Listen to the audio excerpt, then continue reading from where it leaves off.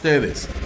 Bonita Radio está disponible en Facebook, Instagram, Twitter, Spotify, Google Podcast, YouTube, iVoox y iTunes. Agradecemos a nuestros auspiciadores: Cooperativa Senogandía, Solidez y Futuro, Buen Vecino Café. Nuestras transmisiones son viables también gracias al apoyo de ustedes. Pueden enviar sus donativos accediendo a bonitaradio.net. Allí podrán realizar su aportación a través de PayPal o tarjetas de crédito. También pueden realizar su donativo por ATH Móvil Negocios a la Fundación Periodismo 21. O pueden enviar un cheque o giro postal a PMB número 284, P.O. Box 194000, San Juan, Puerto Rico 00919-4000. Bonita Radio, esto no es un cuento, esta es la verdad. Con ustedes, la periodista Carmen Enita Acevedo, en directo desde el estudio Roberto el Indio Acevedo.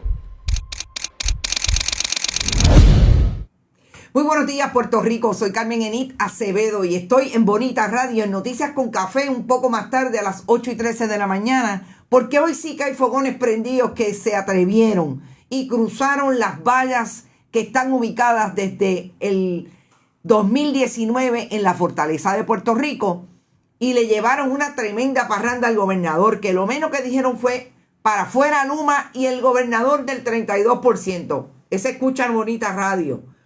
Buenos días a todos y a todas los amigos y amigas que nos escuchan desde otras latitudes, la diáspora puertorriqueña, que también tiene derecho a saber. Y aquí estamos desde el periodismo independiente digital, proponiendo la discusión de las noticias más importantes a esta hora, como diría un colega periodista.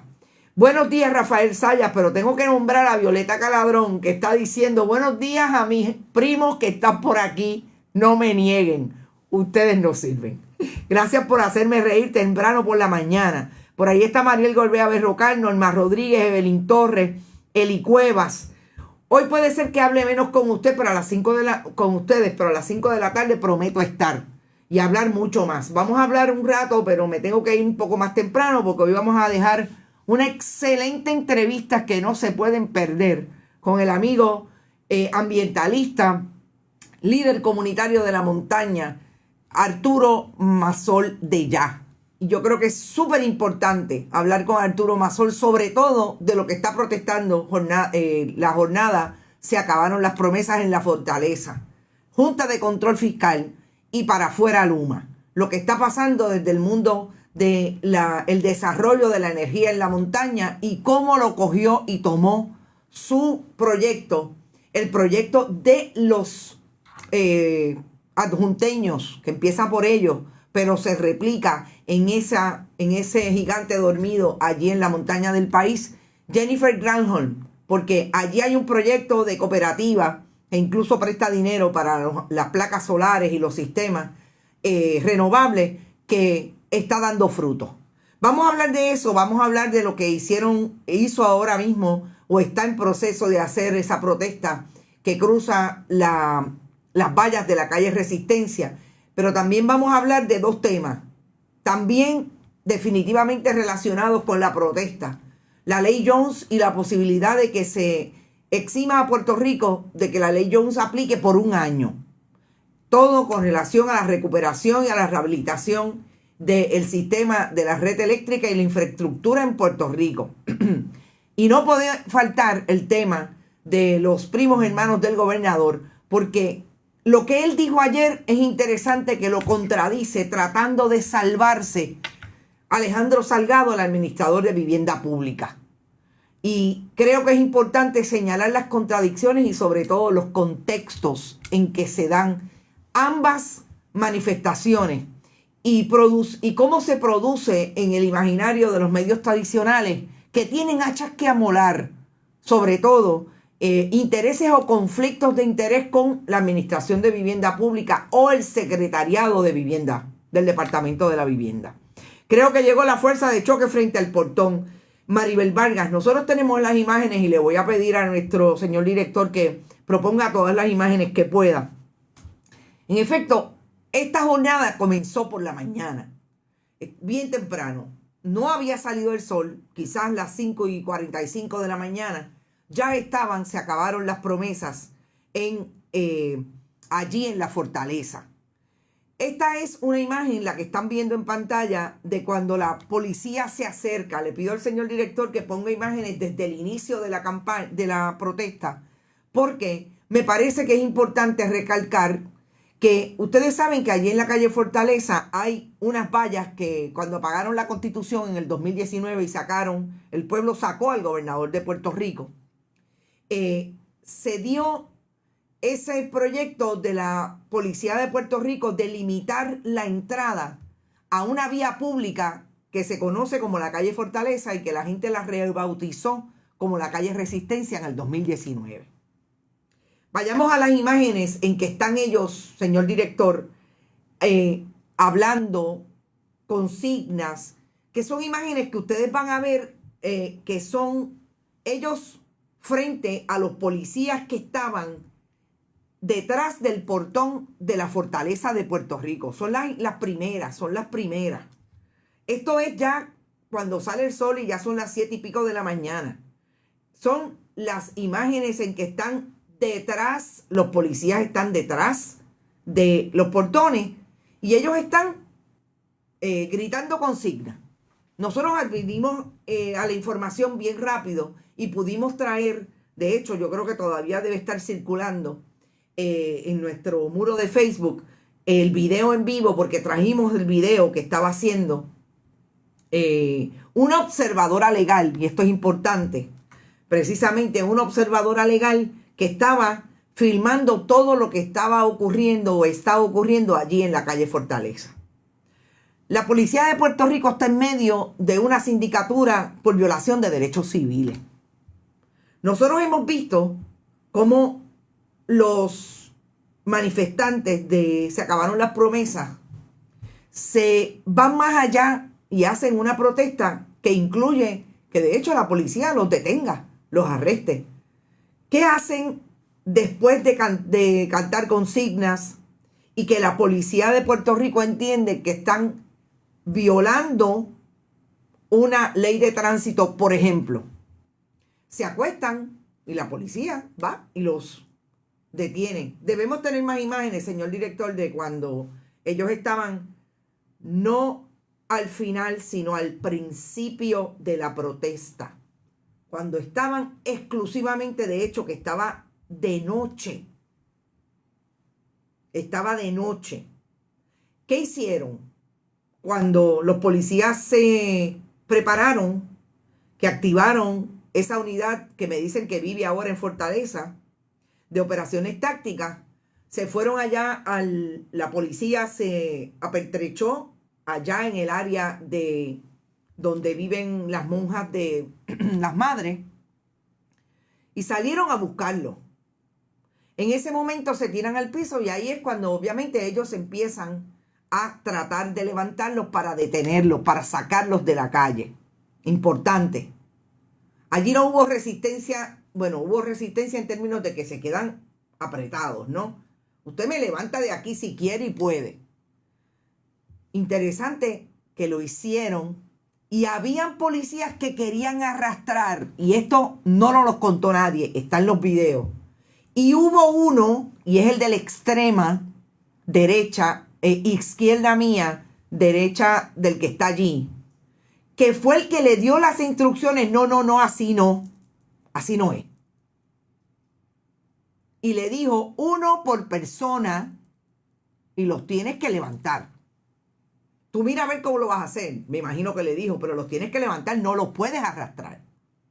Eso es importante, gente, porque la policía de Puerto Rico está ahora mismo en un problema con el caso de sindicatura por todas las violaciones de derechos humanos que han habido y derechos civiles en los últimos 2 años bajo la incumbencia y dirección del comisionado de la policía, Antonio López Figueroa.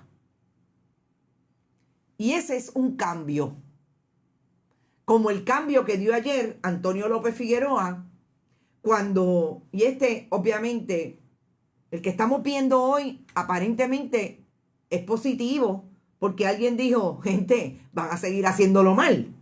Oiga, no se ve ahí, pero hay uno de los efectivos que quería arrastrar a una persona que evidentemente es un adulto mayor. Y ahí fue cuando el otro se metió y le hizo, no, es 1 a 1 y así no. ¿Ok? Eso es un cambio.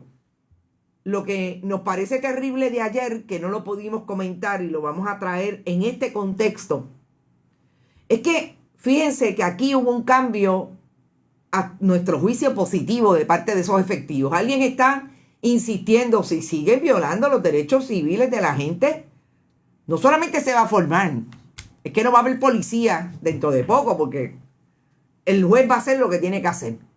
El juez Bezosa, que es el que está atendiendo esa sindicatura. Ayer, sin embargo, Antonio López Figueroa, el comisionado de la policía, activó el protocolo de feminicidios, transfeminicidios, con el caso de la mujer que resultó muerta en una vivienda en la urbanización San Agustín en Río Piedra, porque no parece ser un robo. Hay una sospecha de que haya sido un feminicidio. Y Antonio López Figueroa se atrevió a hablar de protocolo cuando 48 horas antes lo que hizo con el asesino de Iraida Ornedo Camacho fue todo lo contrario. Invisibilizar a la víctima y visibilizar al asesino. Esos son los hechos. Ahí están las contradicciones y por eso, insisto, hay país, lo que no hay es gobierno. Ahí están, se acabaron las promesas, la jornada haciendo su protesta. Vamos a ver en qué termina. Nos parece que lo que va a terminar es en que se los llevan detenidos y eventualmente sabremos si los acusan y de qué. Importante. Cuando uno de los efectivos policíacos quiso sacar a la persona que está grabando, la persona que está grabando le dijo, yo soy observadora legal. Excelente estrategia de los manifestantes.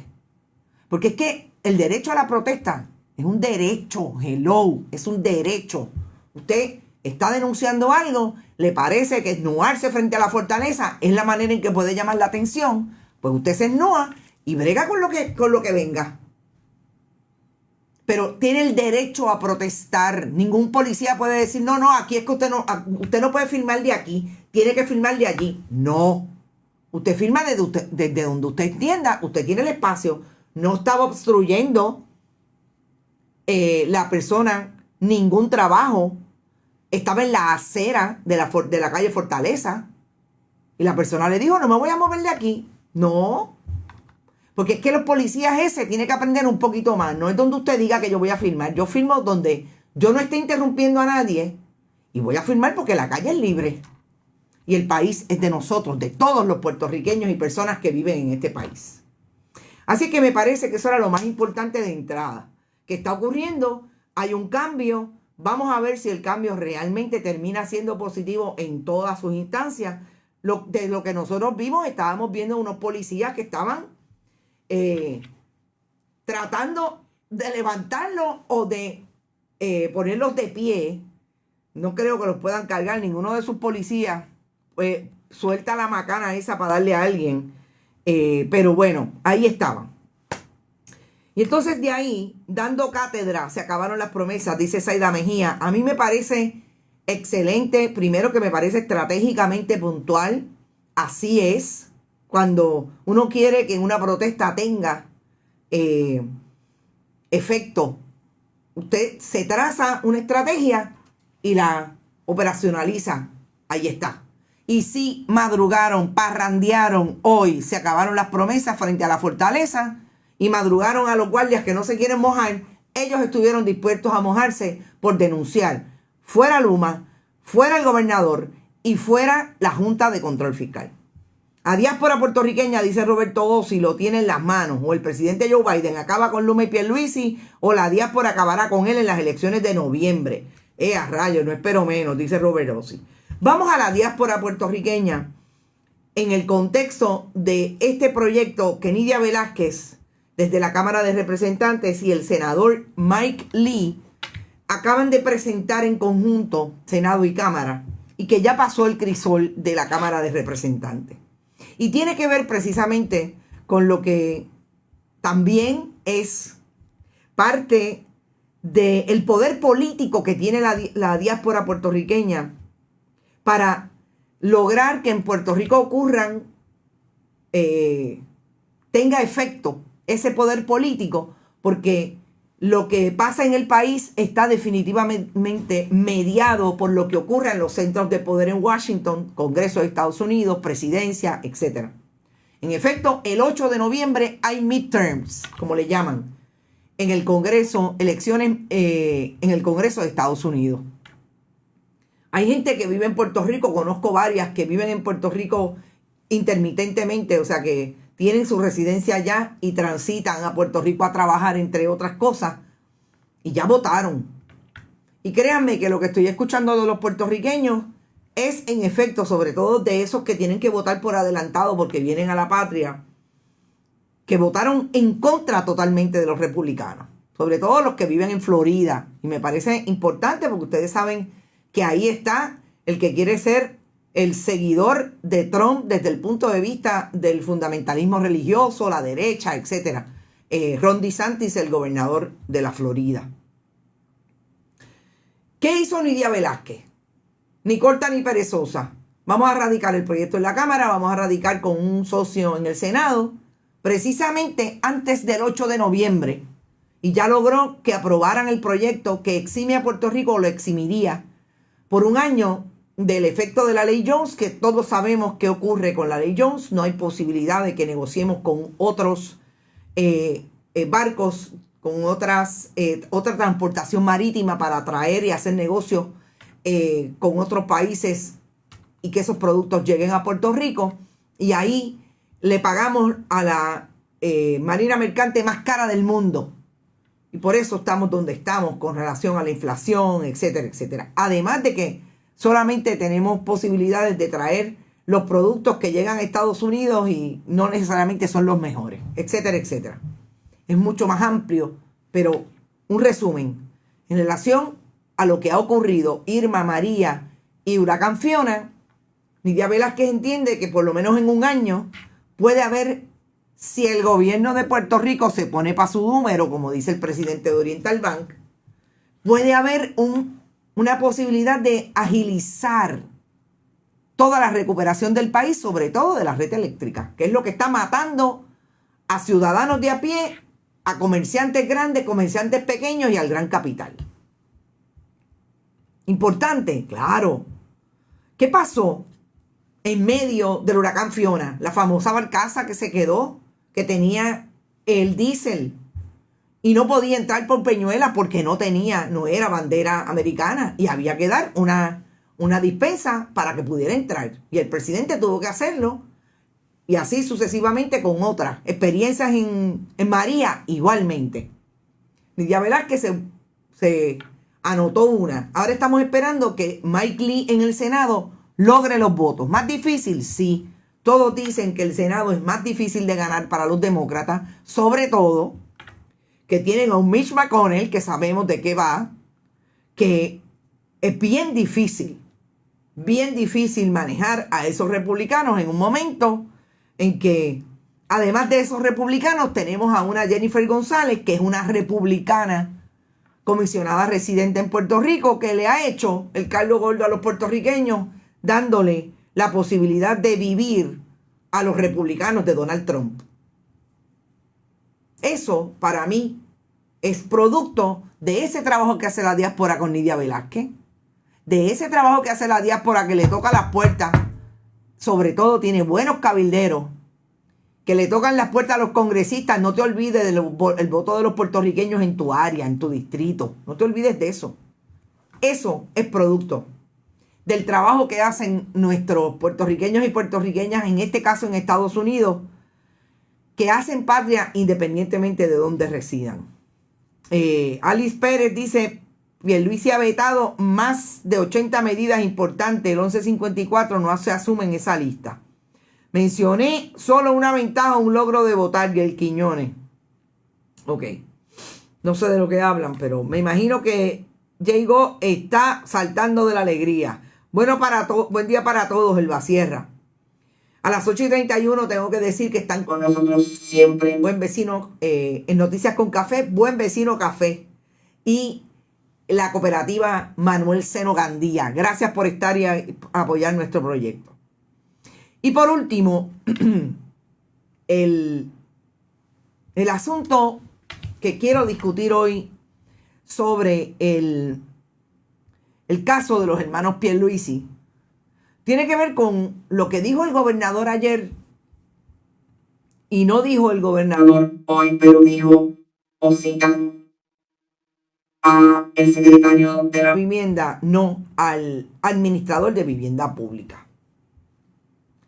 Hay una nota de la compañera Laura Quintero que cita a Alejandro Salgado diciendo que el Departamento de la Vivienda o su administración de vivienda pública, no olvidemos que el Departamento de la Vivienda es la sombrilla y la administración de vivienda pública es una de las agencias alineadas con ese departamento, que es la que tiene que ver con todo el proyecto de privatización a partir de la gobernación de Pedro Rosselló González en los residenciales públicos, quiebra de la Cruz, sindicatura de la Cruz, etc.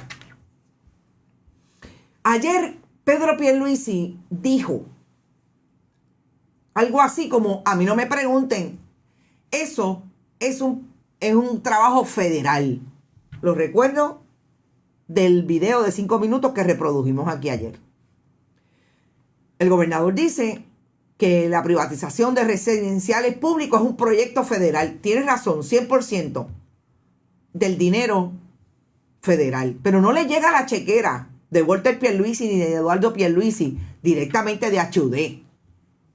Gobernador. Y eso usted lo debe saber porque usted fue comisionado residente en 2 ocasiones. En 2 términos.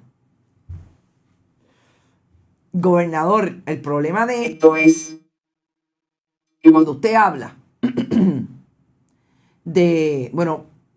ahora estoy pensando, fue en la administración Luis Fortuño realmente. Y más tarde, sí, y venía de la administración compartida con Aníbal Acevedo Vilá. Cuando ese dinero llega a Puerto Rico, llega a través de la agencia que se supone que lo administre. Standard Operating Procedure. En el esfuerzo federal y estatal. Lo mismo pasa en Estados Unidos con Virginia. Hay un departamento estatal de vivienda y HUD le da dinero a ese departamento. En Puerto Rico pasa exactamente igual. En el territorio, en la colonia, pasa exactamente igual. Así es que el gobernador se zafó ahí como que no, pregúntenle a Alejandro Salgado. Pues le preguntaron a Alejandro Salgado. ¿Y qué dijo Alejandro Salgado? Alejandro Salgado, que yo me imagino que tiene una estructura de relaciones públicas / estrategia COI, creó entonces el discurso de zafarse de la responsabilidad que tiene vivienda pública de haber fiscalizado correctamente a los administradores de vivienda pública, en este caso los hermanos Eduardo y Walter Pierluisi, que son los que están siendo investigados por las autoridades federales con relación a la operación de residenciales, de administración de residenciales públicos, que nosotros dijimos acá que una de las cosas que estaban buscando los federales era precisamente si ese dinero que le llega a los Pierluisi se utiliza exclusivamente para subcontratar a otros que no sean a ellos mismos. Y yo también di el ejemplo el viernes, y cómo olvidarlo, porque es que fue tan claro desde el jueves que esa fuente la tenía aquí pegada. No te olvides que aquí hay una pregunta de si pagaron correctamente y lo que se paga en el mercado por un aire acondicionado o por una silla versus los aumentos que podían hacer de esos pagos y que suponen fraude porque usted no puede pagar por un aire acondicionado que vale 2,000, no puede pagar 5,000. Y estamos claros hoy, y de alguna manera Laura Quintero está diciendo que ellos sacaron el sábado, que tienen una fuente que dice que en efecto es sobregiro. O sea, perdón, no sobregiro, sobrefacturación de los costos de ese proceso de administración de privatización de residencias. Cuando Salgado habla con Laura Quintero, le dice que su fiscalización es limitada. Y aquí es que empieza esto a ser difícil desde el punto de vista de la responsabilidad que tienen las agencias y de la responsabilidad que tiene Alejandro Salgado y el secretario de la Vivienda, que yo le he dicho aquí antes, es la persona con quien comparte el director del periódico El Nuevo Día. Estamos clarísimos de dónde está en este momento una persona que quiere zafarse de la responsabilidad que tiene la agencia de fiscalizar correctamente. Cuando Alejandro Salgado dice que tienen una fiscalización limitada porque tuvieron que sacar personal de allí para el inspector general, yo le pregunto a Alejandro Salgado y al secretario de la Vivienda, díganme cuántas veces ustedes, William Rodríguez, secretario de la Vivienda, Alejandro Salgado, tienen conocimiento de que la administración de los residenciales que siempre ha tenido desde 1995 Walter Pierluisi con American Management Contract tiene no menos de 15 identificaciones de irregularidades en las monitorías. Y que la última ha sido recientemente y por lo menos tienen a 2 funcionarios del Departamento de la Vivienda en la Administración de Vivienda Pública que le han dicho todo el tiempo a sus administraciones, William Rodríguez y Alejandro Salgado, lo que está pasando con los privatizadores de American Contract, American Management. Esa es la pregunta. La pregunta se la hace una periodista bona fide que no tiene hachas que amolar ni con ninguno de ustedes dos, y que mi editor, que es mi conciencia, y mi editora, que es mi conciencia, me dice que les haga la pregunta. Sí, ustedes tampoco le contestan preguntas a Bonita Radio. Hemos llamado en infinidad de ocasiones, tampoco nos contestan. La pregunta es directa. Si tienen investigaciones que al día de hoy, señalamientos de esas monitorías que le llaman la atención, que le hacen, como dije el viernes, que le levantan la bandera roja de que ese administrador de residencia público no está haciendo lo que tiene que hacer y que está cobrando de más por diferentes productos que compra para esa administración. Por otro lado, Miguel Ángel Díaz Pagán me pregunta que quién es de Laja. No sé quién es de Laja. ¡Ah! ya entendí. Autoridad de Puertos ya está privatizada. Hoy Bonita Radio Carmen Enit se está escuchando en Marte, dice Denise de Boer. Qué bueno está eso. Gracias, Denise de Boer, amiga. Espero que estés muy bien.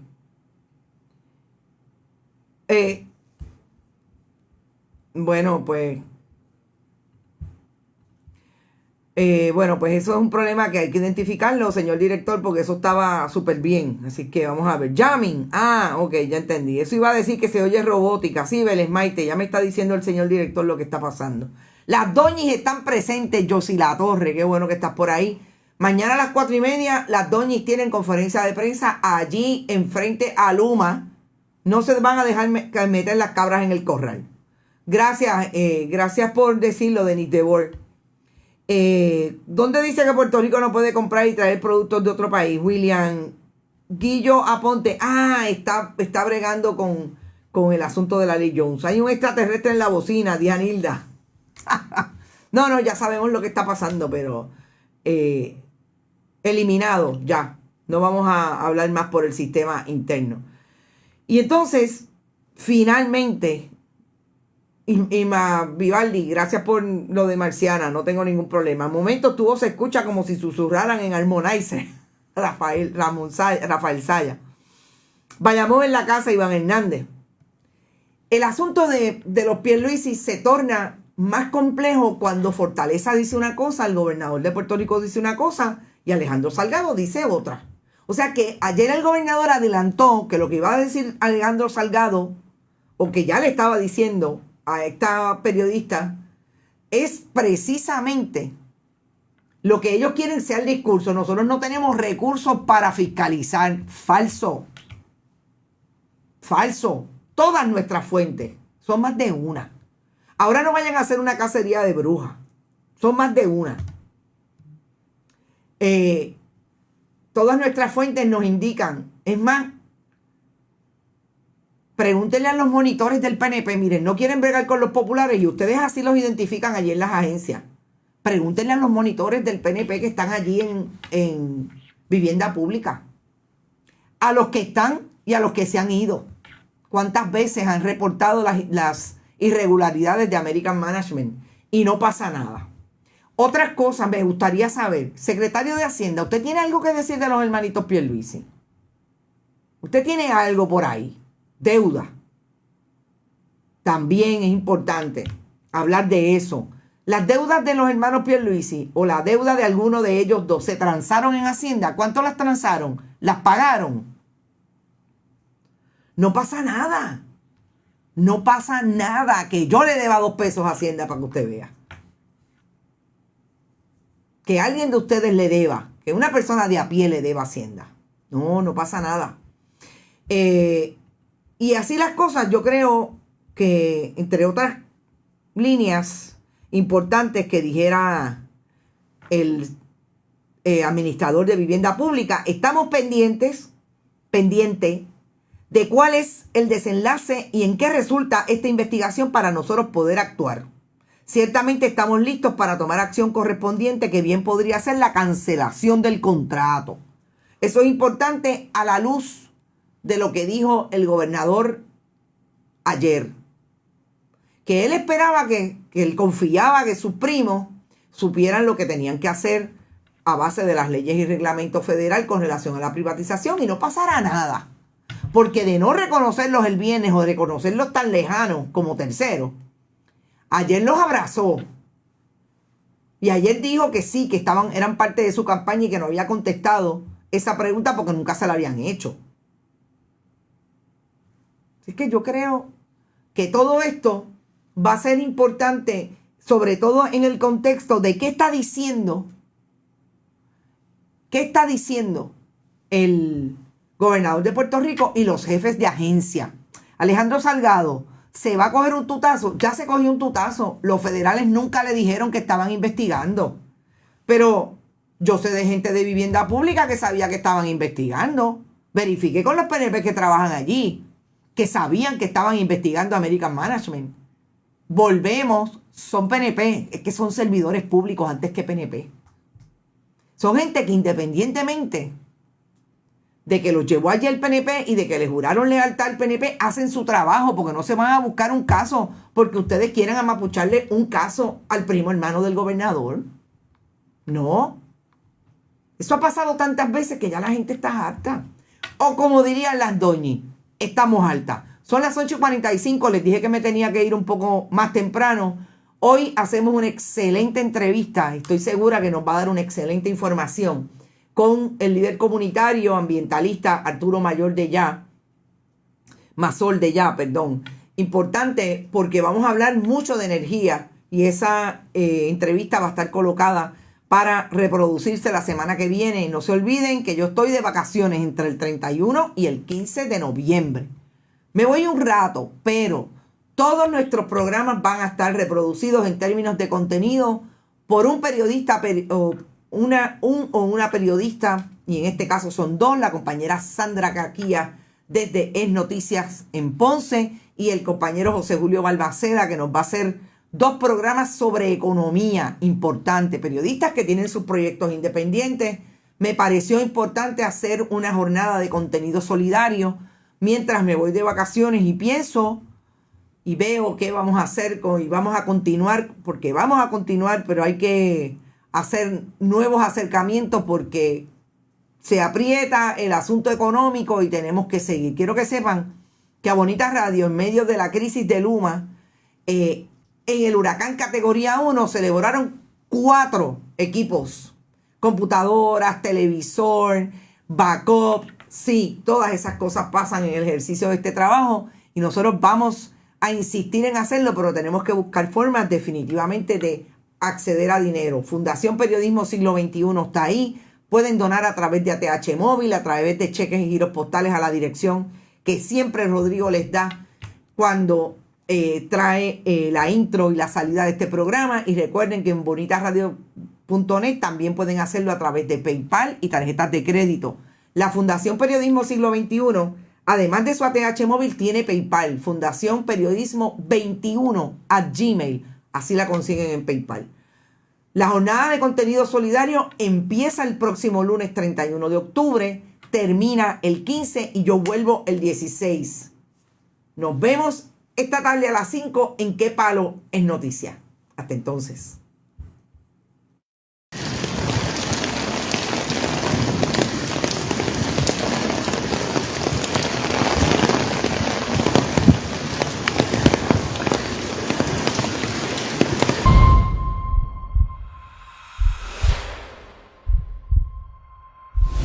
Este programa fue traído a ustedes por Cooperativa Seno Gandía, Solidez y Futuro y Buen Vecino Café. No olvide que puedes realizar sus donaciones a través de ATH Móvil en la sección de negocios como Fundación Periodismo 21 o puede acceder a nuestra página de internet bonitasradio.net y donar a través de PayPal o tarjetas de crédito. También puede enviar cheques o giros postales a nombre de la Fundación Periodismo Siglo XXI, PMB 284, P.O. Box 194000, San Juan, Puerto Rico 00919-4000. Bonita Radio, esto no es un cuento, esta es la verdad.